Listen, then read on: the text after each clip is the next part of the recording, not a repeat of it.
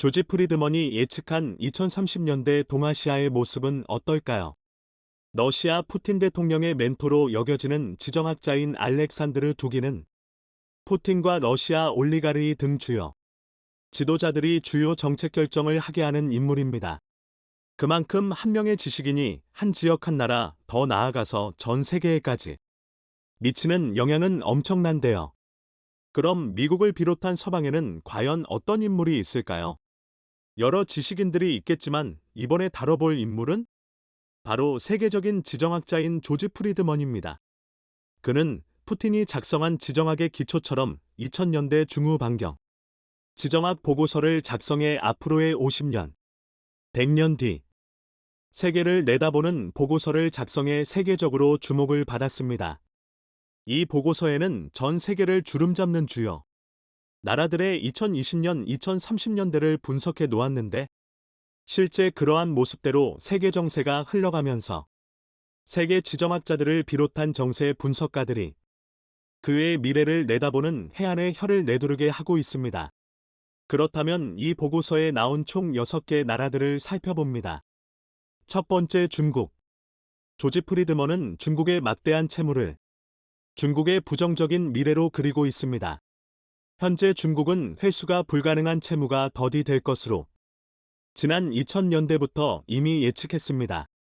그런데 실제로 현재 중국은 막대한 부동산 프로젝트 파이낸싱을 일으켜 지방 곳곳에 막대한 건축붐을 일으켰으나 이에 들어간 자금 회수가 불가능해지게 되면서 대출을 일으킨 중국의 금융권들이 몰락 위기에 처하고 있는 상황입니다. 조지 프리드먼은 과거부터 이 같은 부채 문제에 대해서 80년대 일본의 상황과 유사하지만 중국은 일본처럼 기술력이 높고 브랜드 가치가 높은 제조업 혹은 기술, 산업 육성에 실패하여 중국 경제는 몰락 과정을 밟을 것이라고 일찌감치 보고했습니다. 조지 프리드먼은 2020년대부터 붕괴가 시작할 것이며 늦어도 2030년도까지는 완전히 붕괴가 이뤄지고 빠르게 키워온 중국의 군사력은 이웃 국가에 대한 견제를 하지 못하고 내치 즉 중국 내부에서 벌어지는 치안, 안보 불안을 해소 통제하기에도 버거울 것이라고 전망했습니다. 이것을 토대로 생각해 보았을 때 신장 위구르, 티베트 타이완 같은 분리주의 세력을 중국 정부가 종국에는 통제하기 어려울 것이라 분석됩니다. 조지 프리드먼은 중국의 지리학적 부분에서 중국의 한계점을 지적합니다. 바로 주변 국가에 포위되어 있는 것과 같은 형국을 취하고 있어 중국의 안보를 지키는 것에 어려움을 겪을 것으로 분석했습니다. 이보다 더 놀라운 것은 그는 중국이 결국 경제적 몰락 이후에 강대국들에 의한 사실상의 분할 통치에 접어들 가능성을 이야기하며 거대한 파장을 일으킨 것입니다. 또 그는 중국의 새로운 마오이스트 즉 마오 쩌둥식의 민족주의 전체주의를 따르는 지도자들이 등장할 것이고 그 미래를 상당히 부정적이게 그리고 있습니다. 조지 프리드먼의 이 분석이 나온 것은 2000년대 중반 이후인데 2022년 현재 시진핑 중심의 독재주의가 완성을 앞둔 게 아니냐는 분석이 나오면서 그의 분석이 정확했다는 것을 알 수 있습니다. 두 번째 러시아. 조지 프리드먼 박사가 이 분석들을 내놓은 것은 2000년대 중반 이후 서브프라임 모기지 사태로 세계 경제가 어려울 때였습니다. 당시 2000년대 중후반까지 러시아는 철저하게 친서방주의 노선을 타며 G7 회원국이 되어 기존의 G7 체제가 G8 체제로 확대 개편돼 러시아가 강대국이자 민주주의 국가, 또 천연자원 수출을 바탕으로 한 부유한 국가로서의 위상을 떨치던 때였습니다. 당시 한국에서도 러시아의 높아진 루블화 가치로 인해 러시아인 관광객 유치, 특히 대형 병원들에서는 러시아인 환자 유치를 통해 막대한 외화를 벌어들이던 때가 바로 2000년대 중후반 시기 때였습니다. 그런데 당시 그는 러시아의 미래를 부정적으로 서술했습니다. 2015년 이후 러시아가 빠르게 쇠퇴할 것으로 전망했던 것입니다. 러시아의 지정학적 불안 요인으로 과거 러시아의 친구들이었던 동유럽의 과거 옛 소비에트 우방국들 폴란드, 체코, 슬로바키아 등의 동북원 국가들이 친서방국이 되고 있고 나토에 가입하면서 모스크바 방면으로 진군하는 것을 지정학적 불안 요인으로 꼽습니다. 이러한 상황 속에 러시아는 서구의 팽창주의로부터 방어하기 위해 막대한 재정을 군사력에 쏟을 것이나 이것은 거대한 낭비이며 2000년대부터 벌어들인 막대한 러시아의 국부를 탕진하게 될 것으로 분석을 내놓았습니다. 실제 그는 이러한 분석을 2000년대 중후 반경 내놓았는데 2014년 러시아는 러시아 소치 동계 올림픽 개최 당시 우크라이나의 크림반도를 침공하면서부터 G7 체제에서 강퇴당하고 서방의 제재를 받기 시작했으며 종국에 와서는 2022년 우크라이나 침공 사태를 계기로 러시아는 완전히 세계적인 왕따 국가가 돼버리는 사태가 빚어진 바 있습니다. 또한 조지 프리드먼 박사는 이러한 사태가 벌어지기 전부터 러시아의 비정상적인 인구구조 정치적 불안정은 심화될 것이고 결국 러시아는 과거 몰락했던 로마노프 왕조의 재정, 러시아 소련의 러시아처럼 국가적 몰락이 이뤄질 수 있다는 분석을 내놓았는데 그 붕괴의 결과는 과거 두 제국의 붕괴 때보다 더 참혹할 것이며 그 결과는 결국 러시아 연방의 해체가 이루어질 것으로 조지 프리드먼 박사는 분석했습니다. 세 번째, 미국. 앞선 두 거대 강대국인 중국과 러시아에 비해 미국에 대해서 조지 프리드먼 박사는 긍정적인 묘사를 했습니다. 21세기에도 미국은 컴퓨터 항공 우주 분야의 최선두를 달리며 세계를 지배할 것이라고 분석했습니다. 지리학적으로 미국은 태평양과 대서양이라는 거대한 완충지대를 두면서 양옆으로 세계에서 가장 중요한 국가들이 몰려있고 그곳에 언제든지 미국의 영향력을 행사할 수 있어 미국은 세계 최강대국으로서의 지정학적 안정성을 얻을 것으로 분석했습니다. 특히 미국의 막강한 해군 군사력으로 두 거대 대양 그리고 아시아와 유럽 구대륙의 강대국들을 우방국으로 만들 수 있는 경제력과 군사력으로 앞으로 100년 동안은 미국의 시대가 저버리지 않고 더욱 강화될 것으로 분석했습니다. 하지만 조지 프리드먼 박사는 미국을 위협할 수 있는 나라로 생각외의 국가를 꼽고 있습니다. 바로 일본인데요. 네 번째, 일본.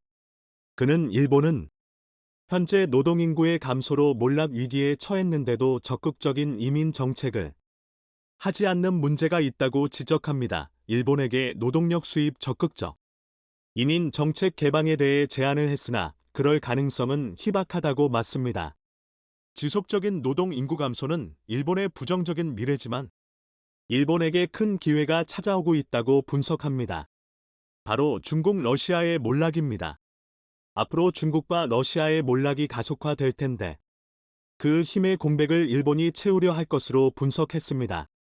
중국의 몰락이 시작하면서 그것을 간파한 일본이 적극적인 군사력 등을 개입하여 영향력을 확대할 것이고 일본의 민족주의를 강화하면서 저임금 노동력을 확보해 일본에서 그 국부를 흡수하게 할 것으로 분석했습니다.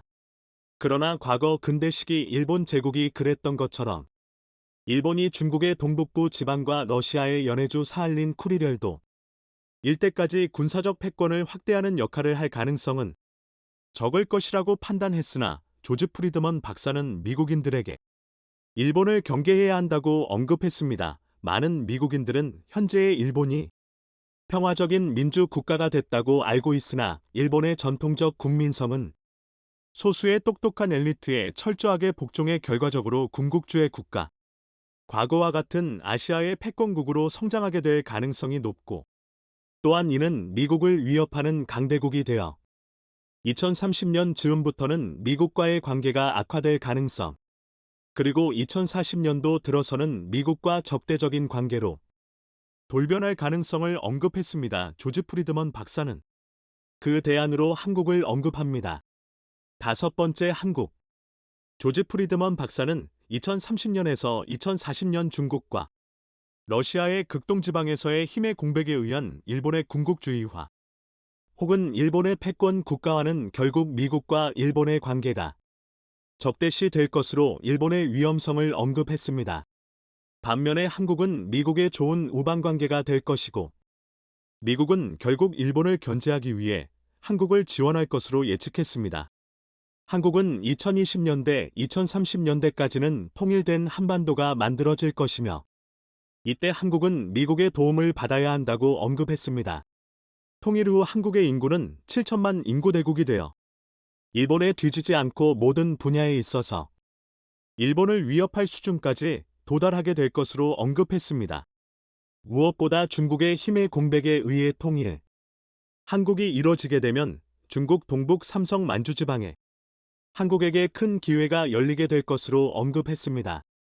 일각에선 조지 프리드먼의 해석에 대해 한국이 고구려 발해 등의 옛 고토들을 회복한다는 의미로까지 보는 시각이 존재하며 만주지방 경제권이 통일 한국의 경제권에 편입될 가능성이 있을 것이라는 해석이 나오기도 합니다. 첫 번째 터키. 조지 프리드먼 박사는 미국이 러시아의 군사적 패권 성장을 막기 위해선 터키와 손을 잡아야 할 것으로 분석했습니다. 미국과 터키의 동맹관계는 전통적인 동맹관계이며 터키의 지원 요구를 미국이 대부분 수용할 것으로 봤습니다. 터키는 중동 이슬람권 국가들의 맹주이자 흑해, 일대의 맹주로 2030년대부터는 마치 일본처럼 미국의 패권을 위협할 만한 나라로 성장할 것으로 내다봤습니다.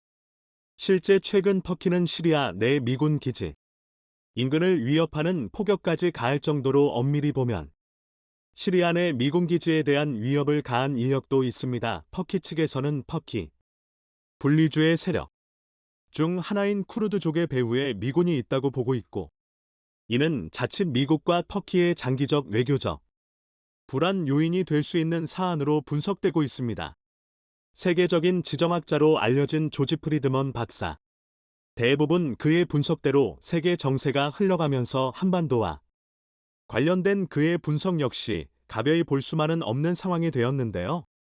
현재 한국을 둘러싼 국제 정세 역시 그의 예상과 비슷하게 돌아가고 있는 상황이니 우리 모두가 그의 분석을 눈여겨볼 필요가 있을 것으로 분석됩니다. 모든 국가의 국경이 확정된 2023년 현재까지도 전 세계에서 해결되지 못한 영토 분쟁은 그 수를 헤아릴 수 없을 만큼 많습니다. 특히 한국이 포함된 동아시아에서는 무려 10개 이상의 장소에서 국가 간 영토 분쟁이 은밀하지만 치열하게 진행 중인데요. 일본과 러시아 간의 쿠리lər도 분쟁, 중국과 동남아시아 간 남중국해 분쟁, 그리고 일본이 억지로 국제사회로 끌어가려는 독도 분쟁까지 타 대륙에서는 찾아볼 수 없는 치열한 영토 분쟁이 유럽 동아시아에서는 빈번합니다. 그런데 한국은 일본의 계략으로 중국에 빼앗긴 간도만큼이나 소중한 영토가 하나 있습니다. 이 영토는 중국의 계략으로 러시아에 빼앗기고 말았는데 그 면적이 여의도 4배에 이르는 것으로 알려졌는데요. 러시아가 절대로 돌려주지 않는 한국의 마지막 영토, 녹둔도를 자세히 알아봐야겠습니다. 적군이라도 그 적군이 너무나 경외스러울 때는 그가 죽은 후에도 마치 신처럼 떠받드는 경우가 있는데 우리나라 역사에서 이순신 장군이 그렇습니다. 일본의 해군 역사상 가장 유명한 전쟁 영웅으로 꼽히는 사토 데스타로라는 인물은 내가 가장 존경하는 장수는 이순신이다. 영국의 넬슨 제독의 명성이 아무리 높다지만 인격과 천재성에서 이순신에 필적할 순 없다며 1926년 조선지방행정이라는 월간지에 절세의 명예잔 이순신이라는 제목의 글을 썼습니다.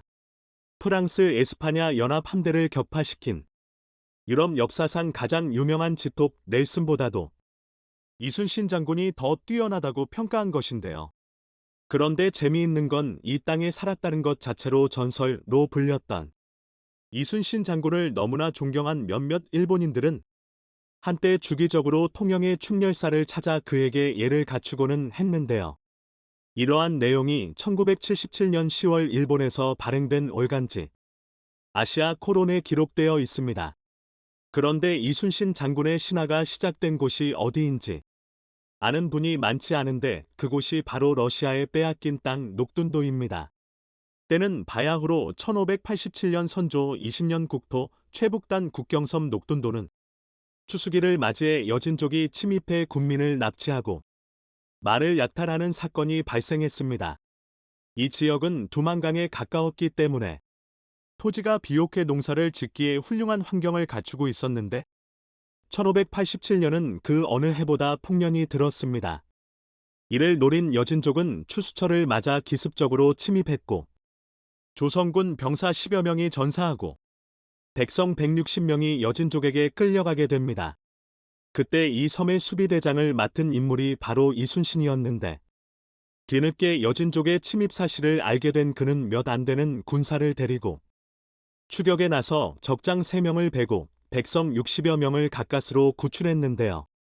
그런데 당시 함경도 지역 군대 총사령관을 맡았던 이일은 이순신의 병력 증원 요청을 묵살한 죄를 피하고자 이순신에게 모든 죄를 뒤집어 씌웠습니다.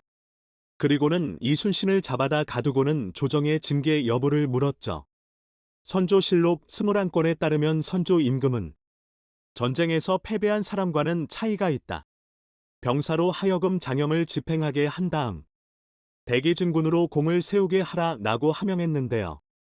큰 벌을 받을 뻔했지만 선조 임금 덕분에 간신히 처벌을 면했고 이듬해 여진족 정벌에 큰 공을 세우면서 사면을 받게 되는데요. 당시 나이 40세대 이순신의 생에 있어서 이 녹둔도 전투는 중요한 변곡점이 됐습니다. 이순신이라는 지휘관의 존재를 국가가 처음으로 인지하는 계기가 됐기 때문이죠.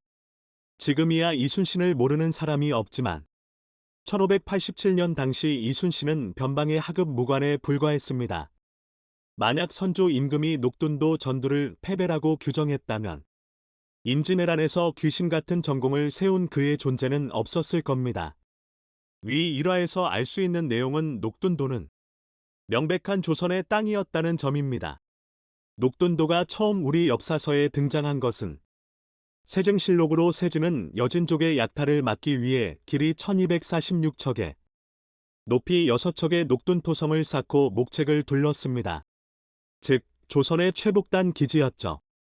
현재로 따지면 함경북도 경층에 있는 작은 섬인데 전진기지였기 때문에 병사를 제외한 농민은 섬에 거주할 수 없었고 봄, 가을 춘경 추수기에만 출입이 허가됐죠.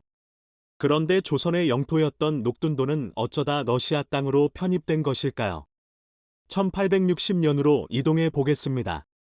현재 러시아 땅으로 알고 있는 극동 지역의 연해주는 한때 발해의 영토였고 일제강점기에는 조국을 잃은 우리 조상들이 망명했던 곳이며 현재는 한반도와 국경을 맞댄 곳입니다. 녹둔도가 러시아 영토가 된 배경에는 청나라와 영국 간 아편전쟁이 자리하고 있는데요. 청나라는 제1차 아편전쟁에서 패배하면서 5개의 항구를 개항하게 됐는데 영국은 무역 확대를 요청하며 청나라를 더욱 핍박하기 시작합니다. 그러나 청은 과도하다며 영국의 요청을 거절했고 결국 제2차 아편전쟁이 벌어지게 되는데 이때도 패배한 청은 영국과 텐진 조약을 체결하게 됩니다. 이 당시 러시아는 청과 영국의 텐진 조약을 중재해 주었고 그 대가로 청과 러시아 사이에 베이징 조약이 체결되죠. 이 조약으로 녹둔도를 포함한 연해주가 전부 러시아 영토로 편입됩니다. 이 기간 러시아가 청으로부터 가져간 영토가 100만 km에 달했는데 이는 한반도의 5배이자 러시아 전체 영토의 6%가 되는 광활한 땅입니다. 그리고 여기에 녹둔도가 포함되면서 하루아침에 러시아와 한반도는 국경을 접하게 되는데요. 당시 조선은 이 베이징 조약을 알지 못했고 녹둔도가 러시아 영토로 편입됐다는 사실도 알지 못했습니다. 무려 29년이 지난 후에야 고증할 제가 이 사실을 알고 청나라에 항의했으나 소용없었습니다. 이니 상당한 자료가 조선의 영토임을 증명하고 있었지만 국력이 약해질 대로 약해진 조선의 주장은 번번이 무시되었죠.